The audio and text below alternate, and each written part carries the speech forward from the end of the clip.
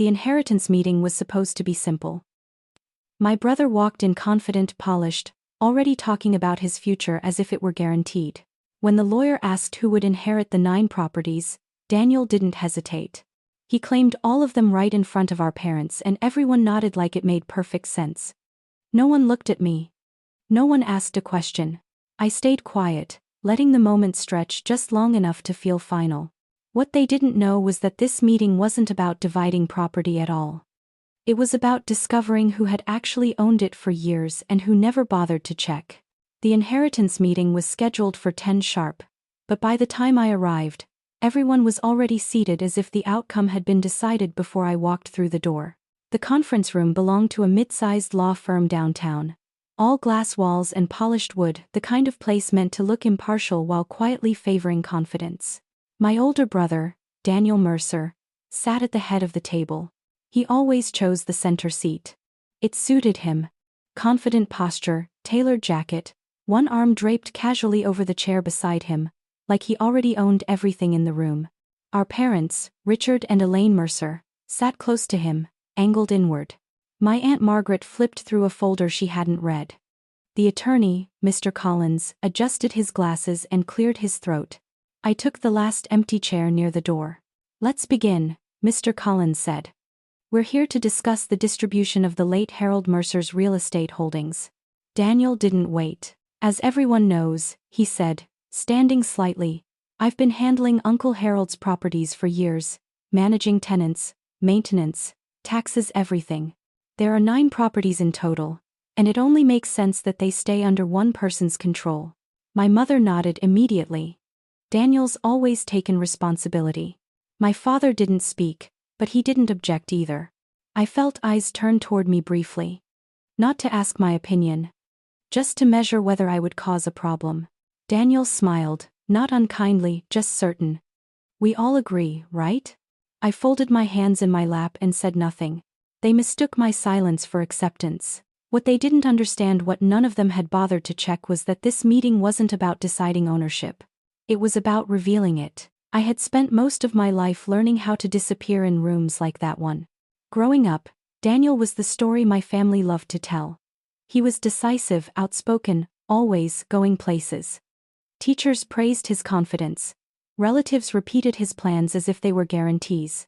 When he spoke, people leaned in. I learned early that I was the opposite in their eyes. I was the quiet one, the dependable one. The child people described using phrases like steady or practical, as if ambition were something loud you had to announce to earn. I went to work, paid my bills, and didn't ask for attention. To my family, that translated into a simple assumption. I wasn't building anything worth noticing. At dinners, conversations flowed around me. Daniel talked about deals, connections, long-term visions. My mother would smile proudly. My father would ask follow-up questions. When someone turned to me, it was usually to ask whether my job was still going well, the way you ask about a hobby you don't fully understand. No one ever asked what I was learning. No one asked what I was planning. Over time, their expectations became a script I was expected to follow. Daniel would lead. I would observe. Daniel would succeed. I would be sensible. So when he stood up in that conference room, claiming all 9 properties with complete certainty, no one questioned him. Not because they had proof, but because they had already decided who I was allowed to be. The only person who ever questioned that script was my uncle, Harold Mercer. While the rest of my family praised confidence, Harold valued something quieter. He noticed who listened, who remembered details, who asked the kind of questions that didn't sound impressive at dinner but mattered later. When I was in my early 20s, Harold began inviting me to breakfast on Saturday mornings. Nothing formal, just coffee, eggs, and long conversations that drifted between ordinary life and the realities of owning property. He never lectured. He explained, cash flow before pride, maintenance before expansion, paperwork before promises. Daniel never came. He said he was too busy. Harold didn't comment on that. He simply kept talking to me. He showed me how to read deeds, how to check county records, how to spot problems hidden behind confident language. He talked about tenants like people, not income streams. He talked about ownership as responsibility, not reward. You don't rush, he told me once, sliding a folder across the table. That's not weakness. That's judgment. Over time, those breakfasts became lessons. Then tests. Harold would ask what I thought about a decision he'd already made, not to be validated but to see whether I understood the reasoning behind it. I never told my family about those mornings. Not because I was hiding them but because no one ever asked. Harold noticed that too. And I think that's when he decided who he trusted, not with his approval but with everything he'd spent his life building. The decision wasn't sudden, and it wasn't emotional.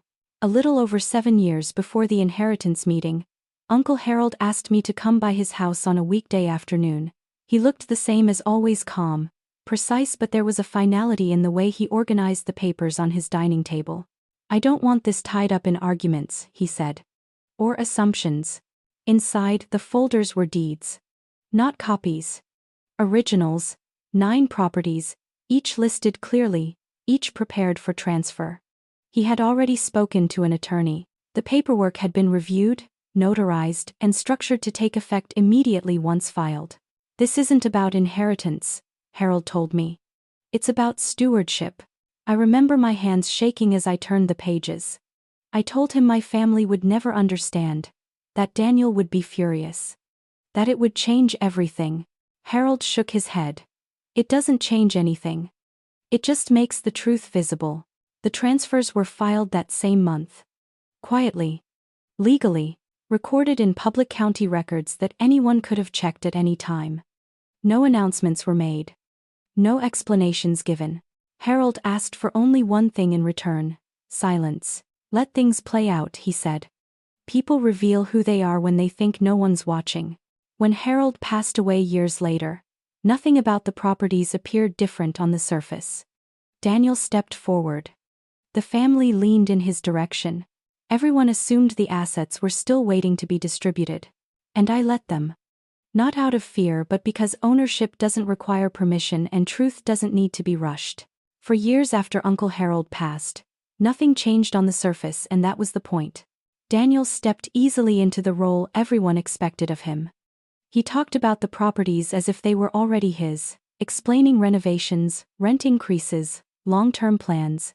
At family gatherings, he spoke with authority. People listened. They always did. No one asked to see documents. No one checked records. I watched quietly. I listened when Daniel bragged about managing tenants he barely knew. I noted the confidence in his voice when he described decisions he hadn't bothered to understand. I kept track of what he said publicly and what didn't quite match reality. I didn't correct him. I didn't confront him. I didn't warn him. Silence, I learned, is often mistaken for ignorance. During those years, my family's assumptions hardened. Daniel was successful. I was stable. My life was something they didn't need to examine closely. That distance gave me space to observe without interference. Every holiday, every dinner, every casual remark became part of a pattern. The more secure Daniel felt, the less careful he became. He spoke freely. He acted without hesitation.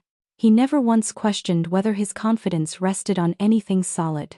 Sometimes I wondered if he would stop on his own. If he would ever check the facts. If anyone would. They didn't. So I stayed quiet.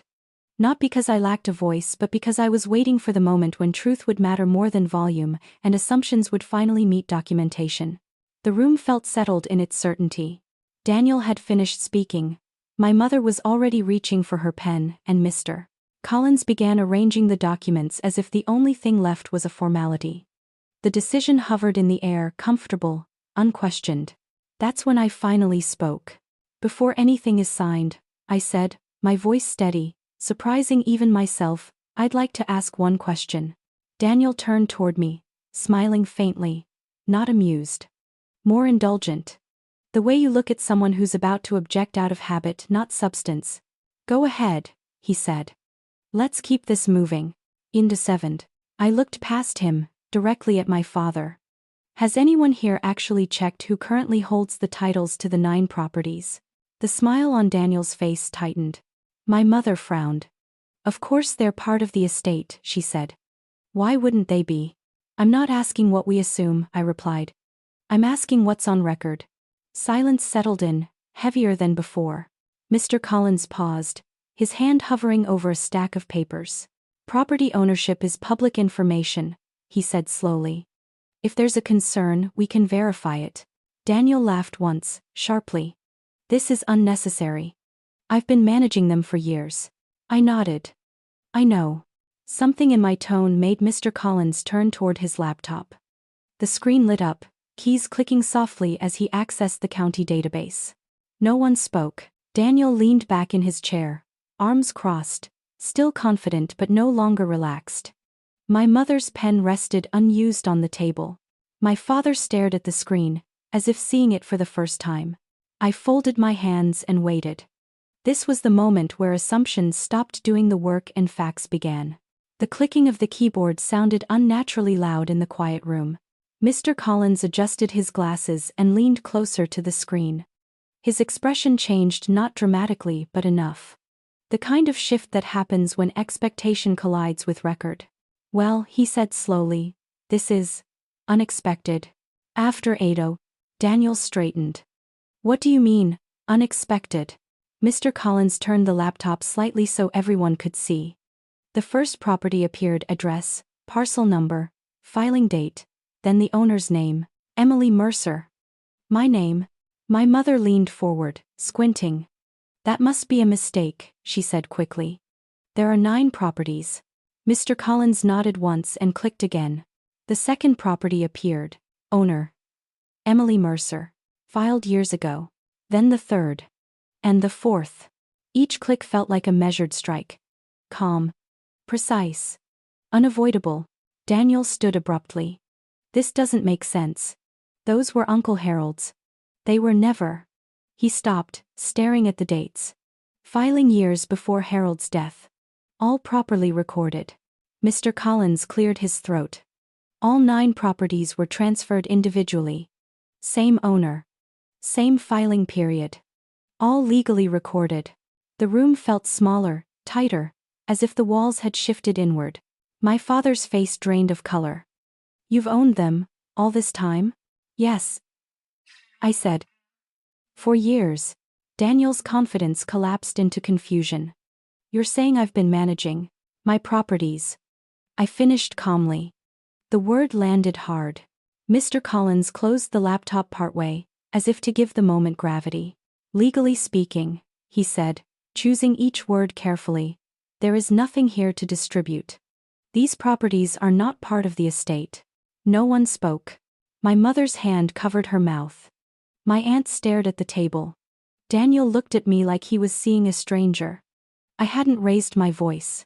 I hadn't argued. The truth had done that for me quietly, on a screen no one could talk over. The silence shattered all at once. This is a setup, Daniel said, his voice sharp, too loud for the room. You planned this. You went behind everyone's back. No one agreed with him, but no one stopped him either. My mother turned to me, eyes wide and searching. Emily, why wouldn't you tell us? She asked. As if the omission were the greater crime. I met her gaze. No one ever asked. Daniel paced now, hands running through his hair. I've been handling everything, he said. Maintenance. Tenants. Decisions. You can't just. He stopped, the realization finally catching up to his words. You can't manage what you don't own, Mr. Collins said gently. Daniel spun toward him. She manipulated the paperwork. This has to be fraud. Mr. Collins didn't raise his voice. The filings are valid. Public. Anyone here could have reviewed them at any point. That was when the room truly collapsed, not in shouting, but in understanding. My father sank back into his chair, staring at his hands. We never checked, he said quietly. Daniel's anger had nowhere to land. No document to challenge. No assumption left standing. He looked smaller now, cornered not by confrontation, but by facts he had ignored. I didn't argue. I didn't defend myself. There was nothing left to prove. The version of Daniel everyone had believed in, the responsible one, the rightful heir, had unraveled in minutes. Not because I exposed him, but because the truth refused to stay hidden any longer. And once it appeared, there was no rebuilding the confidence that had never been earned. When the voices finally faded, the room felt hollow, like something essential had been removed. No one reached for the documents anymore. The pens lay untouched. The confidence that had filled the space at the beginning of the meeting was gone, replaced by a quiet reckoning no one seemed prepared for. My mother stared at the table, her earlier certainty unraveling into confusion. My father looked older somehow, as if the weight of years he hadn't examined all at once had settled onto his shoulders. My aunt avoided everyone's eyes. Daniel sat back down slowly. He didn't speak. He didn't need to. The truth had already said everything. I realized then that this moment wasn't satisfying the way people imagine justice to be. There was no triumph in it. No relief. Just clarity. For years, I had wondered whether I would finally feel seen, whether this revelation would force understanding or apology or something resembling repair. Instead, what I felt was distance, a clean, unmistakable separation between what I knew to be true and what my family was still struggling to accept. Mr. Collins cleared his throat again, softer this time. "Unless there's another matter," he said, "this meeting is concluded." No one objected. I gathered my bag and stood. No one stopped me. No one asked me to explain further. As I reached the door, I understood something I hadn't before. Recognition, when it comes too late, doesn't change much. What mattered wasn't that they finally knew who owned the properties. What mattered was that I had known all along, and I had built my life without needing their permission. Before I close this chapter, I want to speak directly to you, not as a character in a story but as someone who lived through it. If you've ever been underestimated, overlooked, or quietly pushed to the side because you didn't fit someone else's idea of success, I hope my story reminded you of something important. Your worth is not decided by other people's assumptions. You don't owe explanations to those who never asked questions. You don't need permission to prepare, to protect yourself, or to build something real in silence. In life, documents matter more than promises. Preparation matters more than approval, and boundaries matter more than being liked. If there's one lesson I carried away from that room, it's this: truth doesn't need to shout, it only needs to exist. If this story resonated with you, I'd love to hear your thoughts. Leave a comment and tell me, what would you have done in my place? Have you ever been underestimated and proven right later? Don't forget to like, subscribe, and turn on notifications so you don't miss the next story. Your support helps these stories reach people who need them.